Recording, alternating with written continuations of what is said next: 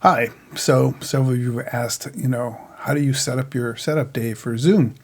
And so I thought instead of just trying to write an email, I might just show you on my computer how everything is hooked up for me, and hopefully that'll help you a little bit. I'm going through a microphone. I have a condenser mic plugged in a little bit off screen here, and got headphones on. I do have speakers right here. I'm not using my laptop, either the screen or anything from my laptop other than the brains of my laptop is running everything. And I have an Apollo Twin. Let me just show you here. Sorry, I had this all together. Well, first of all, here's the camera that I'm using. I got this. The school reimbursed me. It was $58. This little thing can go on top of your screen, or I have it on top of the desk that I'm using here, and it's adjustable and you can focus it. It has a mic in it, but I don't think it's very good, but the image is pretty decent. So I don't have my laptop in front of me because it's such a small screen and I don't like that. So I have a really nice big screen in front of me, and I have this camera pointing right at me. So I dig that pretty much. I happen to have a universal audio Apollo Twin. I don't have the Mark II, I have the Mark I. It's about $1,000, really expensive. It has two incredible mic pre's in it that sound really clean. If you're doing a lot of audio production, which I do, this is a great deal. It's a really great way to get a really clean signal for doing Pro Tools or Logic or anything like that. And I do a fair amount of that at home. So I happen to have this, and so this is what I'm using. However, if you don't want to spend all that kind of money and you're like, hey, we're only going to be in lockdown for a little bit while, I have, including Billy Childs, I've told a bunch of people about how to set up, and I had Billy buy this. My son has a Scarlett, and a bunch of friends I've told to buy the Focusrite Scarletts. They're really inexpensive. You can decide if you want one mic or two mics or four mics, or you can have a bunch of different stuff in there. So this is a great way to go. They're really clean sounding. They're very inexpensive, and it's a great way to go. And Focusrite is an Audio Pro company. So I really think an audio interface is a good way to go. And there's a reason to do it like this, and I'll tell you in a second. In addition, also as suggested by someone in our department or several people, I bought this Wacom thing so that it doubles as a mouse. And so right now I'm using that little pen right now to select things, and I can draw on PDFs, and it works really great. $80, and it's very small. It's the size of half of a paperback book or something like that. Just fits next to my screen here, and I'm able to draw on it and draw on PDFs. I can do all sorts of different things. So I think that's a really great little USB thing to buy. Nice little toy if you're thinking about it. So that way, instead of having a blackboard, I just, I open up PDFs that I have on my desktop. I have a whole bunch of just PDFs that I can grab. Here, I'll just show you really quickly. Here's a blank stave, and then there you go. And I've already drawn on it some, and I'm using Adobe Pro, and I'm just going to grab the pen here. Come on. Of course, it never works when you want it to work. But that's the highlight, sorry. Here's a pen, and then I'm going to draw notes, and I can go, hey, class, here's how you spell a chord, blah, blah, blah. Isn't that nice? And 1, 3, 5. See? Really easy, super easy. And it's like having a blackboard. I can even save this and mail it to people, or I'll just get rid of it and save it for the next class, that kind of stuff. So I love that. 4 sounds for playing in class. I have a keyboard directly in front of me here, and I've tried various things. I have a 24-bit Steinway sound that I used in Reason, and it sounds gorgeous, but it was taking up a lot of RAM with a lot of computer power. And then I was looking at Logic and their grand piano. And then I remember that I bought my son a copy of MainStage, which is all the sounds that are in Logic without having a sequencer. And it turns out that Logic has, in MainStage, it's a nice little piano sound. And I can talk and play while I'm at class. So again, trying to reproduce class. And it also has a really great electric piano.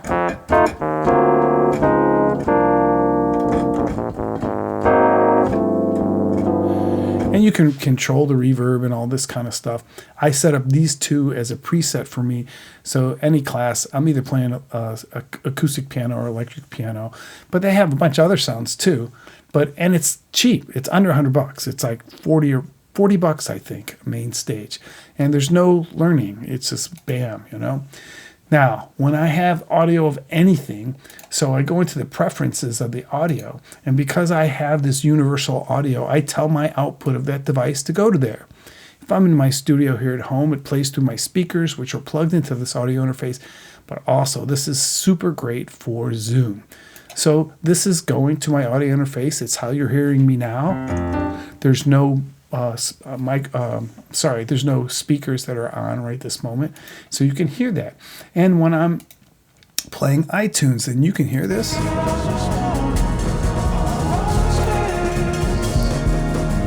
So I set up my preferences for my whole computer, to go through the universal audio input. Right now, I'm doing this on a third-party program called ScreenFlow. So right now it's set up slightly different, but normally everything goes through the universal,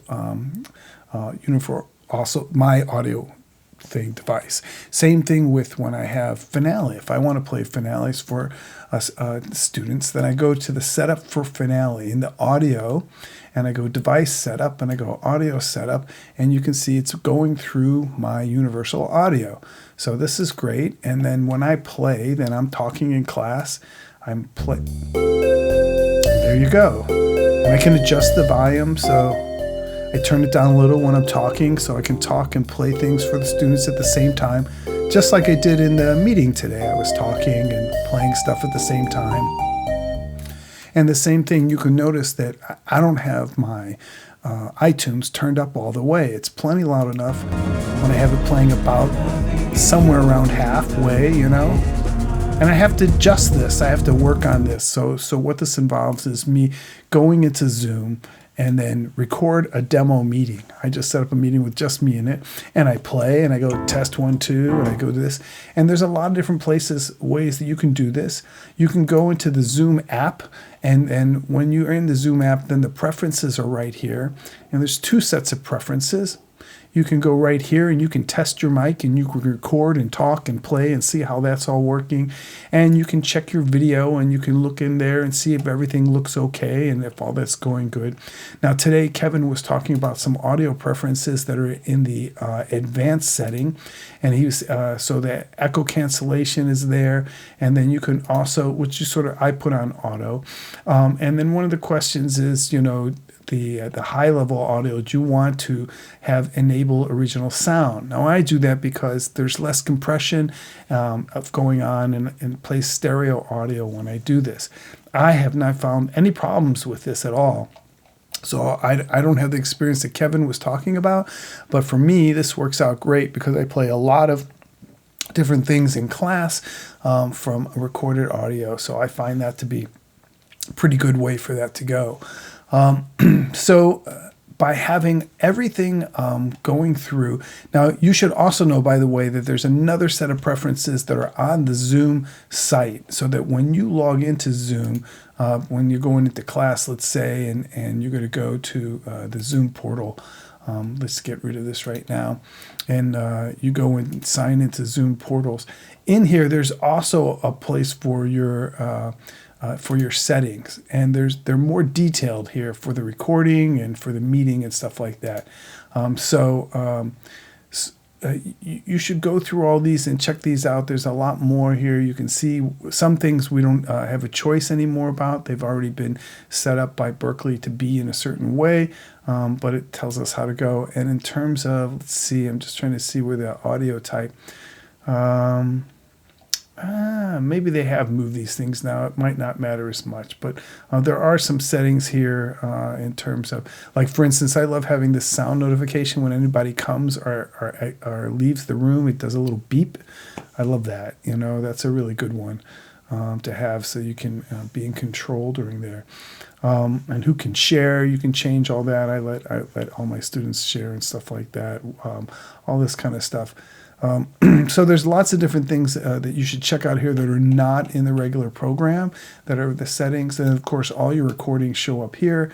And then what Joe was talking about today is if you want to share this, all you do is, oh, this is the class that I had today. I just go here and I just copy the information. And it says, oh, it's copied. So right now, any email that I set up with my class, I can instantly go to my class site, and let's say if I'm going to that class, and then I'm going to, sign in. Let's see, here's my course, and it's entering Harmony 2, and then I can go, hey class, I think I want them to know, so I'm going to do a quick mail class, and I say, oh yeah, sure, let's do all this, and then I'm going to post in the message. Here's a link for today, and then go here, and then I'm going to put this link here, and then I'm going to go Command V, and that's the link, create a link, and boom, there it is.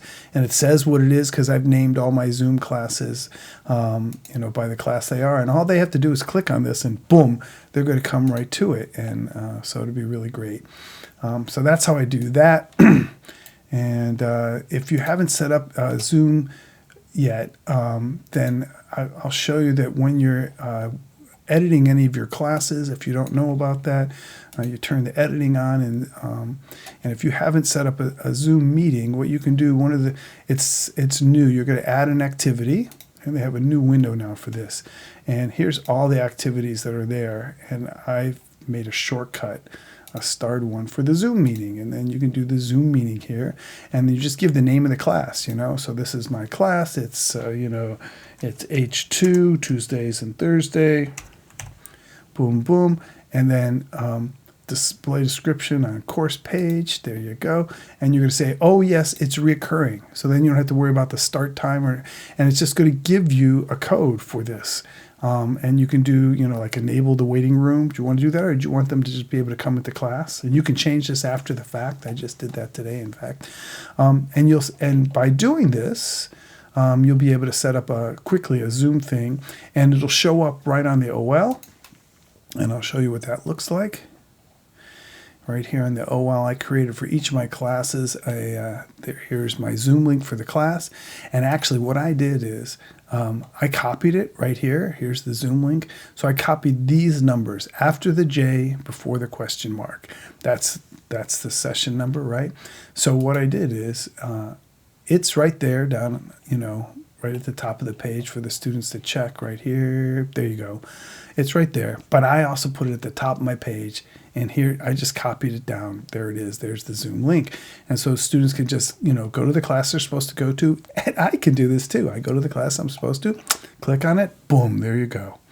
And I set up my office hours, a reoccurring, happens, twice a week for me, a reoccurring Zoom link as well. But I can use this anytime. These Zoom links, they can happen whenever you want. So if my student wants to visit me another time, I'll say use the same one. I don't have to create another meeting. Boom, it just happens. So I think I've answered all the questions. I'm not positive, but I think I have. I'm essentially saying that when I'm in Zoom, oh, by the way, let me do that, and go to Zoom preferences. I just want to show you that what I'm using for my audio is the universal audio. I'm not setting it to this. I'm setting it to universal audio. That's my interface that I'm using, Universal Audio Thunderbolt. And so that's where it's getting the microphone from, and that's where when I play piano, that's coming straight through the computer into there. When I play iTunes, when I play everything, it's coming through this device, and I can check the level, and I can do a little test, and I can say, I wonder how it's going to sound when I go in class. So let me just get everything ready, and I'll do a test, and I'll go, testing 1, 2, 3, and let's see if I'm talking when this is playing. How does that sound? Testing 1, 2, 3, and let's see if I'm talking when this is playing. And you get a little recording, and you get to check and see how the level looks. And you can also check and see how your video's going, and see, hey, do I look okay? Do I need to adjust my camera? Maybe it's a little off center. Is that out of focus? I always mirror my video, so that way when I'm looking at it, it's like looking at a mirror. Otherwise, it's just really whack to me if I don't do this. this is crazy. I raise my right hand and the video over there is not doing it. I can't look at that. That just looks too weird. So I do a mirror image. I find that to be, better. And this is where I'm choosing, instead of using, my laptop is closed. It's not even open here. It's closed. I don't use the video at all from it. And I'm using this camera that I bought that's right here that I showed you. And I have a light little touch up on my face, just a little bit, because I'm vain. What am I going to say? And I can adjust for a low light. Hey, that's another thing. When you're on Zoom, you need to get indirect light. I have an overhead light here, and I have a lamp over here pointed away from me but bouncing off the wall so that my image is very well lit. That's super important. A lot of you are maybe like to have a window open, but that window creates glare. I have windows, but I have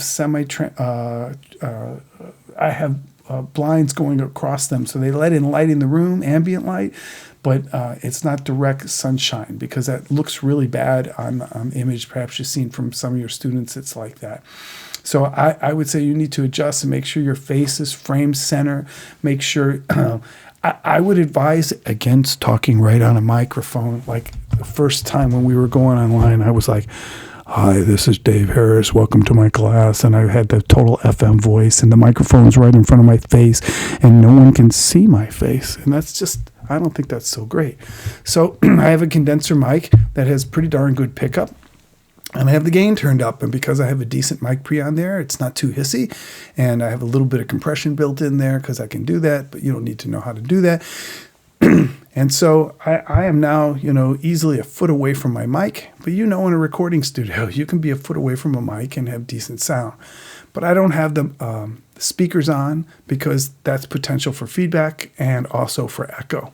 So that's why I use headphones. I have some way too expensive headphones that I'm using, but they're really comfortable. They're mastering grade headphones that I already owned. But you can use earbuds. You can use whatever you want. Some of you use using Bluetooth. That's okay too.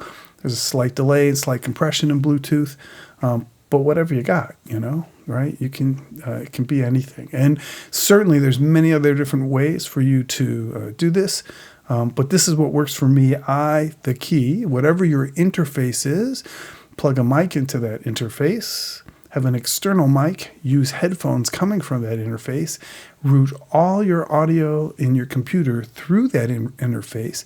Make sure that that is the default audio that is selected for your computer. And then when you're in Zoom, you're going to get the sound not from the computer, but from the interface directly. It'll be a very clean sound, and you can do some minor balancing between iTunes and Finale. There's a mixer in Finale, so you can change the overall level. There's a mixer window, and all the programs, they all have different kinds of mixers, so you can adjust the level. And once you have it generally set, you don't have to do that every day. It's pretty good, And then I'd highly suggest doing a test video in Zoom, and then see how it sounds. And this is how it got better for me, because when I started, certain things weren't right, or it was distorting, or, So then I just watched my own video and tried all the different audios and see what works and what doesn't work. So I hope that's useful for you, and feel free to, write me at dbharris at berkeley.edu if you have any questions. And hopefully we don't have to do this too much more. All right, bye-bye.